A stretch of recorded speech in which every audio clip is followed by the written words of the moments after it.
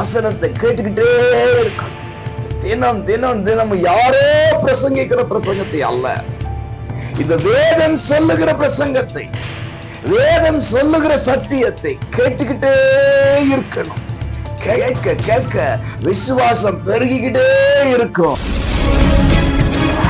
ஆவிக்குரிய அன்பு உறவுகளே, இவளை மனதார வாழ்த்துகிறேன். ஏசப்பா உங்களோடு இணைந்தே இருப்பாராக. கர்த்தர் உங்களை ஆசீர்வதிப்பாராக.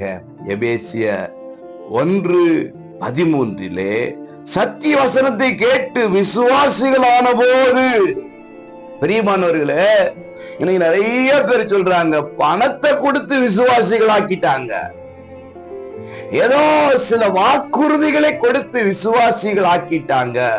ஆனா உண்மை விசுவாசி, நேர்மையான விசுவாசி, கிறிஸ்துவை ஆவி ஆத்துமா சரீரத்திலே விசுவாசிக்கிற ஒரு விசுவாசி எப்படி விசுவாசியாக முடியும் அப்படின்னா, சத்திய வசனத்தை கேட்கிறதன் மூலம்தான். நீங்கள் அனுதினமும் விசுவாசிகளாகிக் கொண்டே இருக்க வேண்டும். நான் விசுவாசித்தேன், விசுவாசி ஆயிட்டேன் அப்படி சொல்லிடக்கூடாது. இன்றைக்கு விசுவாசி ஆகணும், நாளைக்கு விசுவாசியாக இருக்கணும். இந்த கண்கள் மூடுகிற அந்த கடைசி நொடி வரைக்கும் விசுவாசிகளாக இருக்கணும்.